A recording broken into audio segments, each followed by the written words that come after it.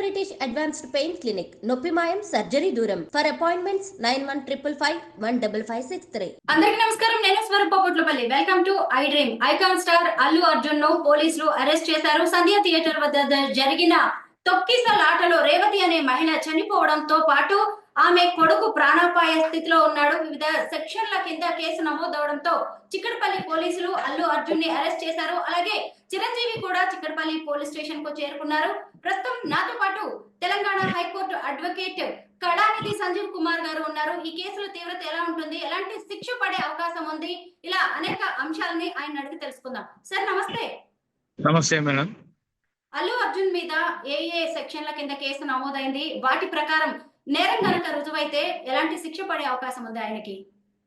ప్రస్తుతానికి అయితే అందరికి తెలిసిన విషయమే, ఈ మధ్య ఒక మూవీ రిలీజ్ చేయడం జరిగింది, పుష్ప 2 అని.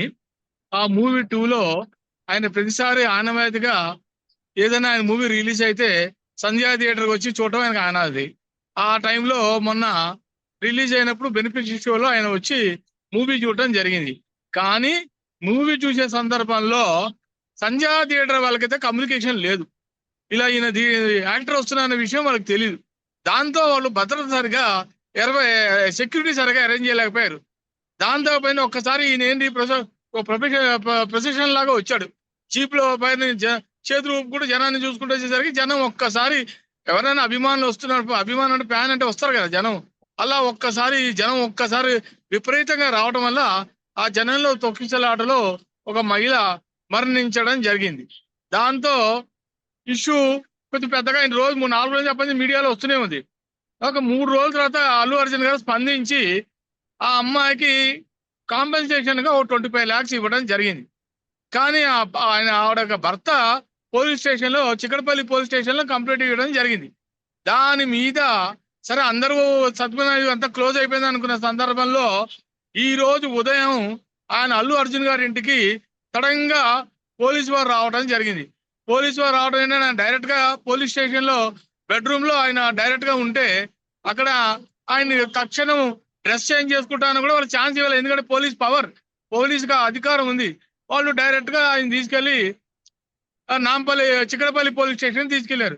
చిక్కడపల్లి పోలీస్ స్టేషన్ తీసుకెళ్లిన తర్వాత ఆయన మెడికల్ చెకప్ ఉస్మానియా హాస్పిటల్ తీసుకెళ్లారు. తీసుకెళ్లి అక్కడ ట్రీట్మెంట్ తర్వాత డైరెక్ట్ గా ఆయన్ని నాంపల్లి కోర్టుకి తీసుకెళ్లారు. అక్కడ జరుగుతున్న బట్టి ప్రస్తుతం ఆయన పోలీస్ కస్టడీలో ఉన్నాడు. కానీ దీని మీద according to section 105 of BNS అంటే భారతీయ న్యాయ సంహిత అండ్ ఇంకోటి section 118 of sub class 1 grievous act అనమాట ఆఫ్ బిఎన్ఎస్. ఇవి రెండు కూడా నాన్ అవైలబుల్ సెక్షన్స్. ఇవి అంత ఈజీగా ఒకసారి కేసు బుక్ అయిందంటే జైలు నుంచి రావడం అనేది అంత ఈజీ కాదు. మినిమం కల్పబుల్ నాన్ అవైలబుల్ అంటే మినిమం 10 ఏళ్ళు ఉంటుంది జైలు శిక్ష, 5 ఏళ్ల నుంచి 10 ఏళ్ళు జైలు శిక్ష. కాబట్టి సెక్షన్స్ అయితే చాలా సీరియస్ గా వేశారు. ఆషామాషి వ్యవహారం కాదు, మామూలు సెక్షన్లు కాదు వాళ్ళు వేసినవి. కానీ దీని మీద ఇప్పుడు మధ్యాహ్నం హైకోర్టులో లంచ్ మోషన్ లో ఆయన ప్యాక్ పిటిషన్ వేయడానికి ఆయన అన్ని ఏర్పాట్లు చేసుకున్నాడు.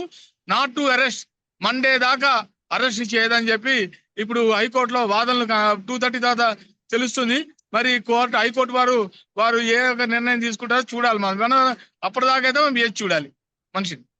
లాయర్ గారు 105 అంటే హత్యాయత్నం, ఇంకొకటి చూసినప్పుడు 105 అంటే 105 అకార్డింగ్ టు సెక్షన్ 105 అంటే culpable homicide relating to human body, మనిషికి సంబంధించిన సెక్షన్. అది చాలా వెరీ సీరియస్ సెక్షన్. అది అది కూడా నాన్ అవైలబుల్ సెక్షన్. అది అంటేనేమో నేరాన్ని ప్రేరేపించడం. అంటే ఈ రెండింటి ప్రకారం చూసినా గానీ అల్లు అర్జున్ ఎక్కడ డైరెక్ట్ గా ఒక మహిళ మృతి కనుక లేకపోయినా గానీ ఇండైరెక్ట్ గా ఆయన వాటికి బాధ్యత వహించాల్సి ఉంటుంది అంటున్నారు.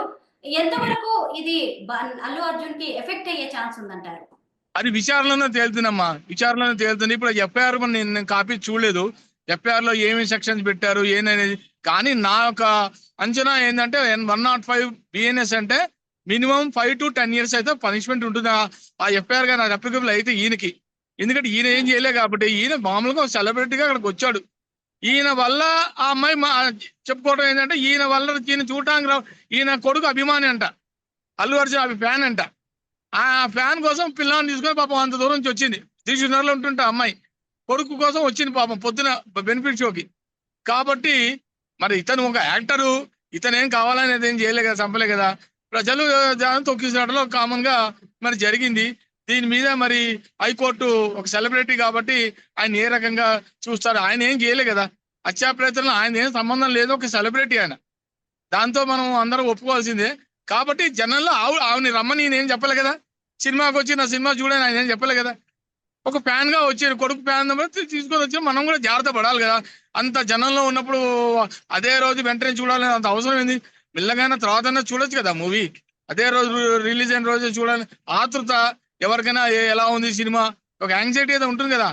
కాబట్టి కోర్టు కూడా అన్ని పరిశీలించి దీని మీద ఇప్పుడు లంచ్ మోషన్ లో ఎలా చెప్తారనేది చూసి వేచి చూసి ఆ తర్వాత ముందుకు వెళ్తారు. మరి ఎలా జరుగుతుంది ముందర చూడాలన్నమాట. ఇప్పుడే మనం వెంటనే మనం చెప్పలేము, హైకోర్టు నిర్ణయం ఫైనల్ అన్నమాట. లాయర్ గారు, ఇప్పుడు మనం సంధ్య థియేటర్ మేనేజ్మెంట్ గురించి ఖచ్చితంగా మాట్లాడుకోవాలి. ఎందుకంటే బెనిఫిట్ షో ఒక్క టికెట్ 1100 కి వాళ్ళు అమ్మారు. అలాగే అక్కడ సినిమా ప్రమోషన్ కోసం అని చెప్పి అల్లు అర్జున్ వస్తున్నాడనే విషయం తెలుసు. అయినా గానీ ఎలాంటి సరైన సెక్యూరిటీ ఏర్పాట్లు చేయకపోవడం వల్లే ఇలా ఓ ప్రాణం పోయింది అనేది కూడా విమర్శలు వినిపిస్తున్నాయి. మరి దీనికి థియేటర్ యాజమాన్యం ఎంత వరకు బాధ్యత వహించాలి? సంజయ్ థియేటర్ మీద ఆల్రెడీ యాజమాన్యం మీద అరెస్ట్ అయ్యారు వాళ్ళు. వాళ్ళ మీద ఆల్రెడీ పోలీస్ యాక్షన్ తీసుకోవడం జరిగింది. అయినా కూడా ఒక వ్యక్తి, ఒక సెలబ్రిటీ మీ థియేటర్కి వస్తున్నాడంటే మీరు భద్రత చూసుకోరా? సెక్యూరిటీ మీరు చూడరా? మీది కూడా లోపల ఫాల్ట్ ఉంది కదా. సంధ్యా థియేటర్ వాళ్ళది కూడా ఫాల్ట్ ఉంది. ఒక సెలబ్రిటీ సంధ్యా థియేటర్కి వస్తున్నారు అంటే అది మీరు జాగ్రత్తగా సెక్యూరిటీని మీరు పెంచుకోవాల్సింది. లేకపోతే మీ సెక్యూరిటీ లేకపోతే పోలీస్ వారిని ఆశ్రయించాలి. పోలీస్ వారికి చెప్తే వాళ్ళైనా పోలీస్ అరేంజ్మెంట్ చేసేవాళ్ళు. కానీ అలాంటివి ఏం చేయకుండానే వాళ్ళు కూడా గేట్లు వదిలేయడం, దాంతో ఒక్కసారి జనం దూసుకురావడం అన్ని జరిగింది. దీంట్లో లోపం అయితే ఉంది. సంజయ్ థియేటర్ కూడా దీన్ని ఒక రకంగా చెప్పంటే వాళ్ళది కూడా ఫాల్ట్ ఉంది. దానివల్ల ఇవన్నీ ఇన్సిడెంట్ జరిగినాయి. పుష్ప 2 సినిమా ఓవర్ హైప్ వల్ల ఓ నిండు ప్రాణం పోయే వరకు పరిస్థితి వచ్చింది. అంటే ఇప్పుడు ఇక నుంచైనా ఈ ఘటనతోనైనా అటు ప్రేక్షకులు కావచ్చు, ఇటు సినిమా యూనిట్స్ కావచ్చు, థియేటర్ యాజమాన్యాలు జాగ్రత్త పడే అవకాశం ఉందంటారా? చాలా అండి. నేను ఇంతకు ముందు చాలా సార్లు చెప్పాను, ప్రేక్షకులు కూడా ఒక మూవీకి రిలీజ్ అయినప్పుడు వస్తున్నప్పుడు జాగ్రత్త ముందరే గమనించి జనం ఎంతమంది వస్తున్నారో చూసుకొని జాగ్రత్త పడాల్సిన బాధ్యత ప్రేక్షకుల మీద ఉంది. మనం అంతేగాని డైరెక్ట్ గా మనం should not blame the actors. మీ వల్ల మేము చనిపోయామనే మాట అనకూడదు, తప్పది. ప్రేక్షకులు కూడా వాళ్ళు కూడా జాగ్రత్త పడాలి. ఈ ఏమన్నా జరగనాన్ని జరిగితే ప్రేక్షకులే బాధ్యత, తల్లిదండ్రులు వాళ్ళదే బాధ్యత కదా. మనం డైరెక్ట్ గా మనం మేనేజ్మెంట్ సినిమా థియేటర్ మీద కానీ సినిమా యాక్టర్ల మీద డైరెక్ట్ గా వాళ్ళ మీద తోయకూడదు, తప్పది. మన ఇంట్లో మనం రోడ్డు మీద వెళ్తామండి, రోడ్డు మీద గబుక్కుని ఎవరికి మన జాగ్రత్తలు మనం చూసుకుంటూ నడవాలి కదా. గబుక్కు ఏదైనా సరే చూసుకుని రోడ్డు క్రాస్ చేసామనుకోండి, యాక్సిడెంట్ అవుతే నువ్వు వాళ్ళని వీళ్ళని పాలు చేయడం కరెక్ట్ కాదు కదా. ఏదైనా సరే సినిమా అయినా సరే చూసుకొని జాగ్రత్తగా జనం సిచ్యువేషన్ బట్టి మనం వెళ్ళాలి. తొక్కిసలాట జరుగుతున్నప్పుడు అప్పుడు వెళ్ళాల్సిన అవసరం ఏంది?